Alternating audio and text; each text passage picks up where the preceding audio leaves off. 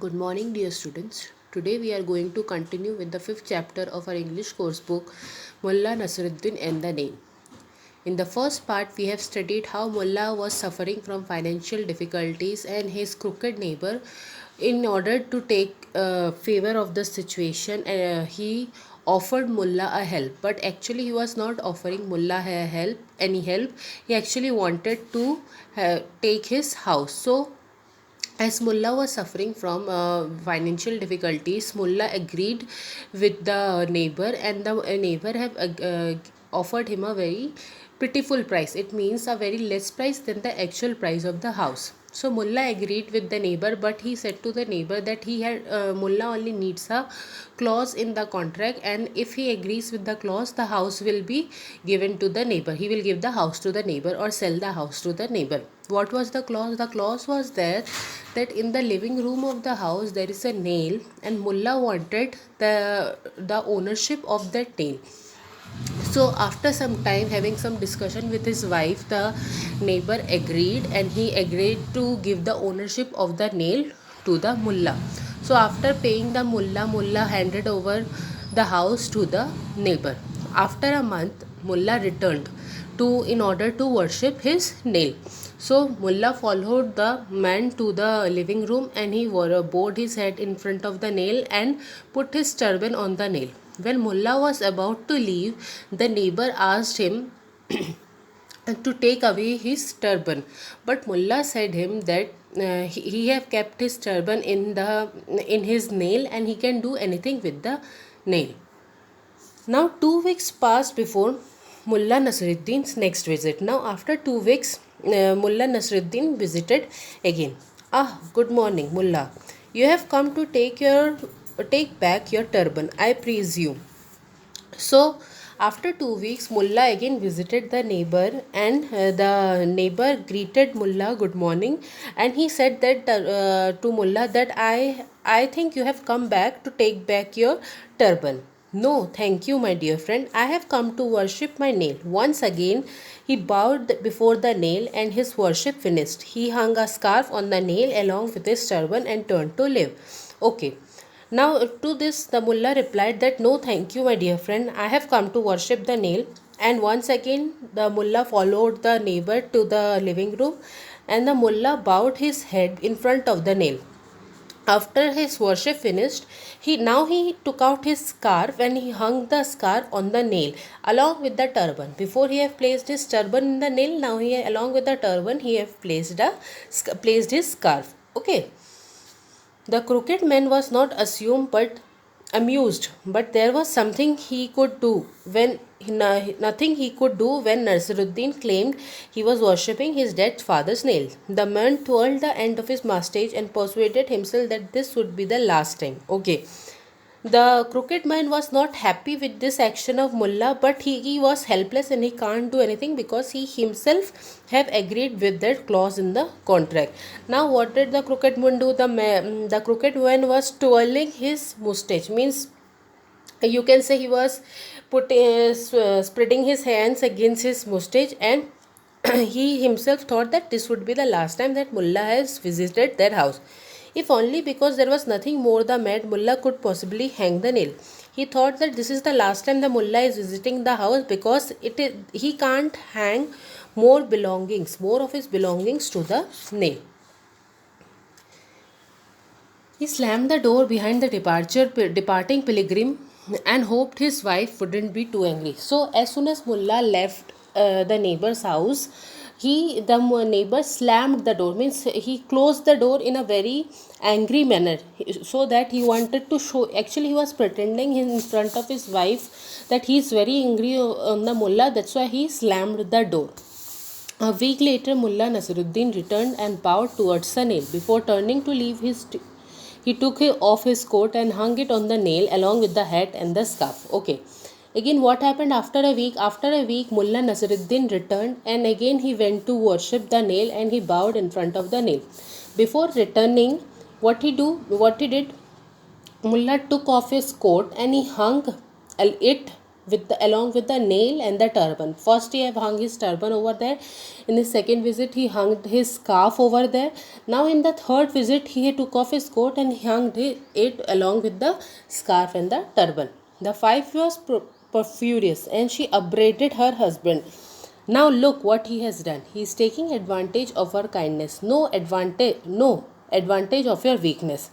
Now the wife of the neighbor was extremely angry with the neighbor, and she scolded her husband and said to him that now look what the mullah is doing. He is taking advantage of her kindness. Then she again corrects her sentence and says that no, he is not taking advantage of her kindness. He is taking advantage of your weakness. But what can I do? The unhappy husband chewed at the ragged end of his mustache. We agreed that he can do whatever he wants with his nail. But fear not, wife. Now the nail is full. But to this, the neighbor replies to his wife that but what can I do? The unhappy husband, the neighbor was very unhappy with the actions of the mullah and he was not able to understand how should he stop the mullah. So he was chewing the end of his mustache. We agreed that he can do whatever he wants. So the neighbor says that we agreed with the mullah that he can do whatever he wants with his nail, but he assures his wife and asks his wife to not fear because as the nail was full and he can't hang anything more in the nail. The next day, Mullah Nasreddin showed up again. The man tried to shut the door in his face when he saw who it was, but Nasreddin had already placed his foot inside. Nothing was going to stop him from worshipping his nail. Again, what happened the next day? Mullah Nasreddin again visited the neighbor's house. Now, after looking at Mullah Nasreddin, the neighbor wanted to shut the door on his face. But what did Nasreddin did? Nasreddin already came inside the house and nothing was going to stop him from entering the house and worshipping his nail. Oh God, you again. I do hope this is the last time. He tugged at the hair on his upper lip.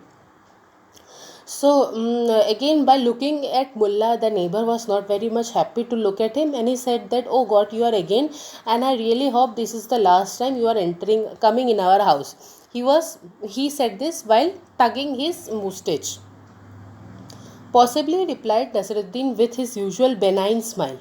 He entered dragging behind him a sack full of cow dung and as he proceeded to hang it on the nail, the wife went red with rage and screamed at her husband. So when the neighbor said that I hope this is the last time you are visiting our house, so the Nasreddin replied to this is the last time, and he replied he said possibly with a very kind smile. Now he entered the house by bringing along with him a sack full of cow dung.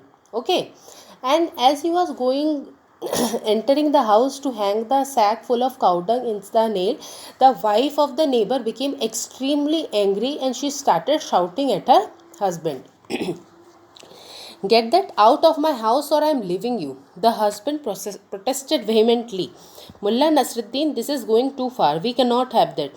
As soon as the wife saw Mullah dragging a sack full of cow dung inside the house, she got extremely angry and she shouted at her husband and said that get that sack full of cow dung out of my house or I am going to leave you. Now the husband, that means the neighbor, also protested very strongly to Mullah. Mullah Nasreddin, this is going too far. We cannot have that in our house. But you signed the contract, good neighbor.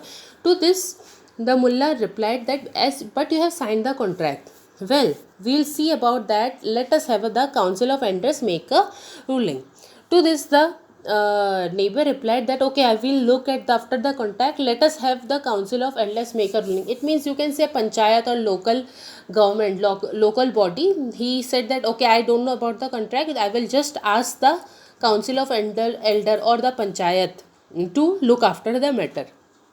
Soon an assembly of all the wise men of the village had been convened and the neighbor explained the situation while smearing the few wisps of his one bristling mustache across his upper lip as though the sprouts of hair offended him. Okay.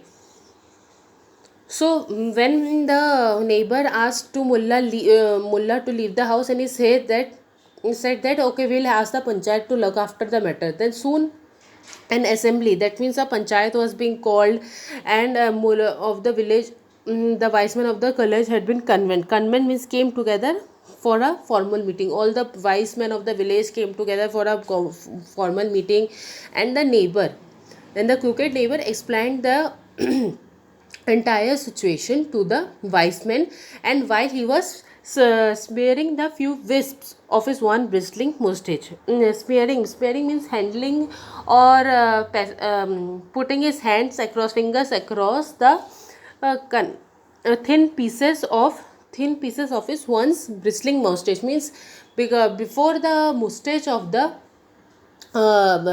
neighbor was very much dense and thick, but now due to various reasons, because of his, you can say, excessive tension regard by the deeds of mullah or the actions of mullah, now it became a thin mustache.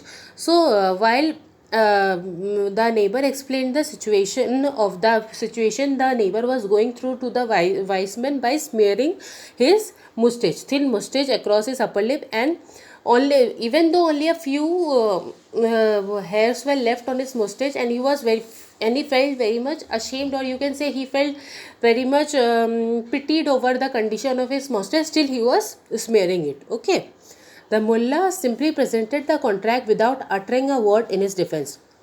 So after the neighbor explained the entire situation to the wise man, mullah didn't say anything in return, didn't reply anything in return. He just handed over his contract to the wise man. The wise man studied it carefully and eventually pronounced that the mullah was perfectly entitled to do as he wished with his nail. So the wise men read the contract very carefully, and after reading the contract, they said that the mullah has the ownership of the nail, and he has the right to do anything he wishes with the nail. There was nothing in the contract that restricted how the nail should be worshipped. The case was therefore dismissed, and the neighbor went home rejected. And along with this, the wise man also said that there was nothing written in the contract that said that the nail should be worshipped in this way and should not be worshipped in this way. So the mullah has the complete right to do anything with the nail, and therefore the case was dismissed, and the neighbor went home unhappy and dejected. It means he lost the defeat against the mullah.